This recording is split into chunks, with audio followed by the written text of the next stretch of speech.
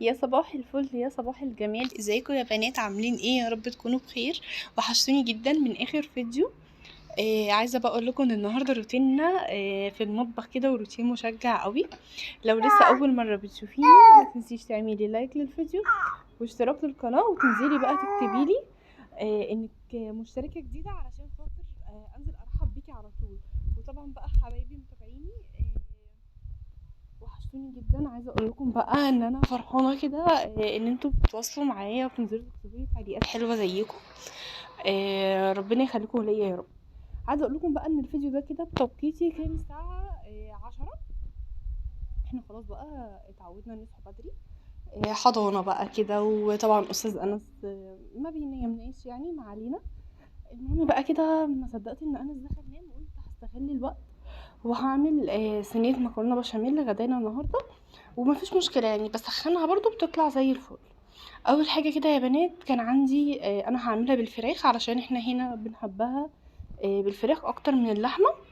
فهعملها بالفراخ. جبت كده البانيه وقطعته وتبلته بملح وفلفل اسمر، ونزلت كده بمعلقه سمنه، وهديله كده تقليبه كده لحد ما لونه كده يحمر شويه. عايزه اقول لكم بقى ان انتوا ممكن تضيفوا عليها فلفل الوان، خضار، اي حاجه كده انتوا بتحبوها او الاولاد ما بياكلوهاش. هتطلع حلوه قوي. وعايزه اقول لكم برضو انا اول مره بصراحه اقطع بصله كده عليها، انا دايما كنت ببشرها. بس زي ما بقول لكم بقى انا المره دي مستعجله، بعمل بسرعه قبل ما انس يصحى يعني. فقطعت عليها البصلايه كده، وعايزه اقول لكم ان هي اديتها طعم حلو قوي. وحطيت عليها فلفل، لو عندكم بقى فلفل الوان برضو بيدي المكرونه طعم حلو جدا. وكنت بقى حطيت على النار التانية حلة كده، غليت فيها مية ونزلت بالمكرونة. عايزة اقول لكم بقى يا بنات ان صينية المكرونة البشاميل بتاعتي دي بتطلع خطيرة خطيرة بجد. وهي كمان هتبقى احلى واحلى باللحمة المفرومة، بس احنا هنا عندنا في البيت يعني بنحبها بالفراخ اكتر. نادرا لما بعملها باللحمة المفرومة. فهنا بقى كنت بدي كده الفراخ تشويحة على النار. وعايزة اقولكم ان الفراخ لازم تتحط على نار عالية علشان ما تنزلش ميتها. وهنا بقى كانت المكرونة كده اتسلقت. انا ما بحبش اغسل المكرونة، المكرونة بتاعت البشاميل بالذات. يعني صينية المكرونة البشاميل ما بحبش اغسل المكرونة بتاعتها. اي مكرونة تانية لا عادي بغسلها، ما فيش مشكلة. هنا بقى كده كنت مستنية ان الفراخ كده تاخد اللون الاحمر. بصوا هوريكم كده. طبعا بقى انت عايزه تحطي معاها فلفل الوان، عايزه تحطي خضار حطي زي ما انت عايزه. وهنا كده كنت هعمل البشاميل. بصوا انا عن نفسي بحط 4 معالق دقيق عليهم، يعني ممكن كيلو وربع لبن. انا بحط لها لبن بس بصراحه ما بحطلهاش ميه، يعني نادرا لما بحط لها ميه. طيب الإدام قد ايه؟ والله بصوا انا بحط بالبركه، يعني الإدام بحط بالبركه، بس ممكن مثلا عشان انتي مثلا بنوته لسه مش عارفه. كل معلقه دي عليها معلقه سمنه. انا بحط شويه سمنه وحبه زيت. هنا بقى حسيت شويه ان الإدام كتير، فقللته كده لحد ما احط الدقيق واظبطه. عايزه اقول لكم برضو على طريقه تانية للبشاميل. لو انتي بنوته لسه اول مره تعملي صينيه المكرونه وخايفه البشاميل يكلكع معاكي ولا حاجه، لا هقولك على طريقه تانية سهله برضو سريعه. طبعا كلنا عارفين الكيس اللي هو كيس البشاميل بتاع كنور. حلو جدا على فكره، انا بجيبه وبعمله. وهقول لكم برضو على الطريقه، بس اقول لكم على الطريقه دي الاول. هنا نزلت كده بالدقيق وبقلبه كويس، لازم تقلبيه كويس علشان خاطر الدقيق كده يتحمر مع الزيت. طبعا مش هيتحمر يبقى لونه جولد يعني، بس يعني علشان خاطر يستوي يعني تمام. تقلبيه كده كويس. وهو طالما القوام بتاعه كده سايب مش مفرفت، لما كده بعضه تعرفي ان البشاميل كده هيطلع مظبوط. قلبي بقى كده شويه لحد ما تشمي كده ريحه الدقيق استوت. هتنزلي باللبن. طب انتي بتغلي اللبن؟ انا ما بغليش اللبن. يعني لو اللبن كان عندي في الفريزر بطلعه اغليه. غير كده لو في التلاجة او لسه شارياه لا ما بغليهوش عادي خالص، بنزل على الدقيق وما بيكلكعش ولا بيحصل اي حاجه. المهم ان انتي تقلبي فيه كويس جدا علشان خاطر ما يكلكعش منك. هاجي بقى اقول لكم على الطريقه التانية للبشاميل. بصوا يا بنات، بتجيبوا كيس اللي هو الكنور دوت، بيتحط مثلا على حوالي كيلو لبن، من غير ما تشغلي البوتاجاز ولا اي حاجه. اللبن ساقع والكيس البشاميل، وبتقلبيه كده مع بعضه. تمام. وبعد ما بيختلط شويه، يعني بيختلط شويه كده مع بعضه، وخلاص حسيتي ان اللبن دب فيه كيس البشاميل، وبتحطيه بقى على النار. بجد بيطلع قوام كريمي وحلو قوي. هو بشاميل بالجبنه، بس اهم حاجه تخلي بالك من الملح، علشان خاطر الموضوع ما يبقاش حادق يعني. تمام. وعايزه اقول لكم، انا لما بجيب بقى كيس البشاميل ده ما بحطش جبنه موتزاريلا على الوش، علشان خاطر هي بتديله وش حلو قوي. هنا برضو دي وصفه اقتصاديه، يعني مش حابب يجيب كيس البشاميل اللي هو الجاهز. وطول عمرنا بنعمله هو كده. يعني انا ماما طول عمرها بتعمل صينيه البشاميل كده بالدقيق واللبن عادي، ما بتجيبش البشاميل ده. مؤخرا بقينا بنجيبوه. هنا بقى كده كان عندي جبنه مثلثات، حطيت منها برضو، بتدي طعم حلو قوي كريمي كده. لو عندك جبنه كيري حطي منها اي جبنه، طبعا ما عدا الجبنه البيضه العاديه، يعني ما ينفعش. وحطيت برضو شويه جبنه موزاريلا كده، علشان خاطر يخلي البشاميل يمط ويبقى طعمه حلو قوي. طيب نيجي بقى للتسويه. عايزه اقول لكم هنا فلفل اسمر، برضو انا بحب يا جماعه الفلفل الاسمر يكون كتير في الاكل. وحطيت ملح بس تقريبا ما جبتش معاكم. هنا بقى بصوا البشاميل اللي كان قوامه عامل ازاي. عايزه اقول لكم بقى تسويه المكرونه البشاميل اللي بتفرق. يعني انت عايزاها جوسي ولا عايزاها الخرطه بخرطتها. لو الخرطه بخرطتها بتسيبيها حوالي مثلا نص ساعه مثلا في الفرن.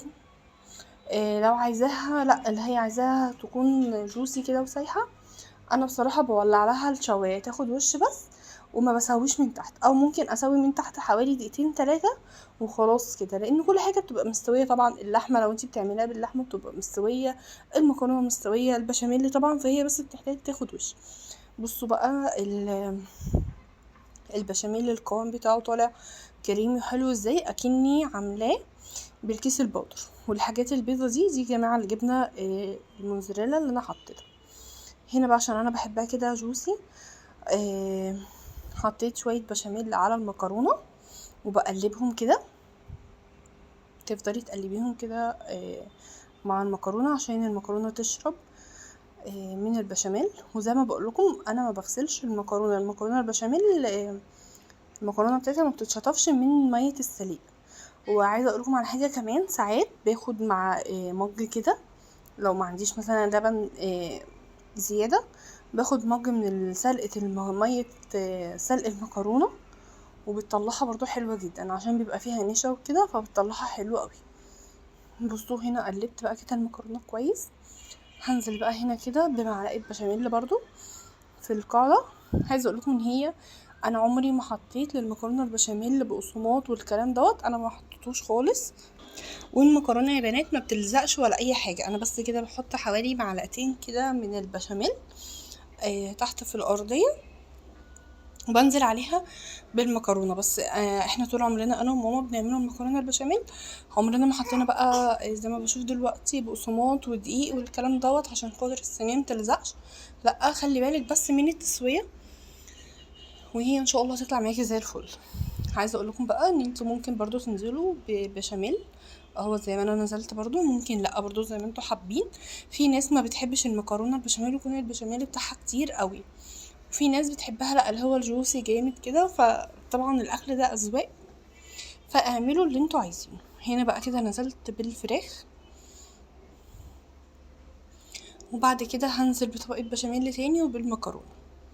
وبصوا بقى اتفرجوا بجد على احلى صينية مكرونة بشاميل. انا بصراحة مشهورة بيها في العيلة، يعني عايزين ياكلوا مكرونة بشاميل انا اللي بعملها لهم، وبتطلع حلوة قوي. عايزه اقول لكم ان اختي ما بتاكلش المكرونه البشاميل اساسا غير من ايدي. يعني ساعات ماما بتعملها ما بترضاش تاكلها، بس لما انا بعملها لا بتاكل منها. هنا بقى حطيت برضو كده رشه جبنه موزاريلا، علشان زي ما بقول لكم انا عايزه المكرونه كده تطلع بتمط كده وتبقى حلوه. ونزلت عليها برضو ببشاميل تاني. بسويها كده. وعلى فكره انا ما برصش المكرونه خالص، عشان انا بشوف كده فيديوهات ناس بتقعد ترص مكرونايه. احنا كويس ان احنا بنعمل وقت، الحمد لله ان انا عندي وقت اعرف اعمل فيه اكل. هنا بقى كده كنت بساوي المكرونه، بصوا بقى شايفين بتسويها كده كويس. وعلى فكره عايزه اقولكم على حاجه، لما تكون المكرونه قليله بتطلع حلوه جدا.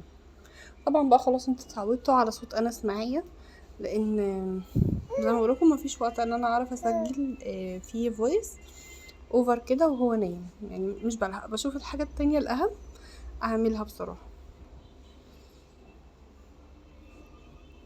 سويتها بقى كده كله تمام. هنزل بقى كده عليها بالبشاميل، وتكوني مولعه الفرن قبليها، يعني قبليها كده حوالي بربع ساعه ولا حاجه، علشان تدخل ما تاخدش وقت. وهتشوفوا بقى دلوقتي هتاخد لون حلو قوي، اكني عاملاها بالبشاميل الجاهز. وانتوا شايفين بقى البشاميل اللي عامل ازاي.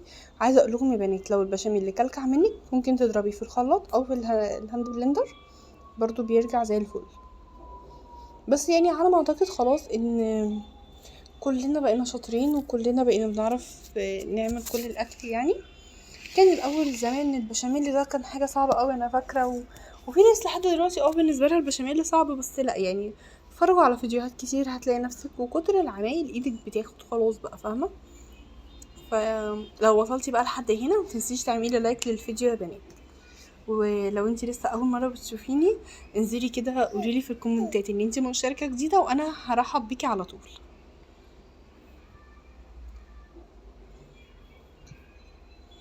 هنا كده برضو رشيت كده رشة جبنة موزاريلا علشان خاطر تديها وش حلو. وفي ناس بتعمل بضاية وبتحط لها شوية فلفل اسمر طبعا عشان الزفارة، وبتنزل بيها، وهي برضو بتدي طعم حلو على فكرة، وقيمة غذائية.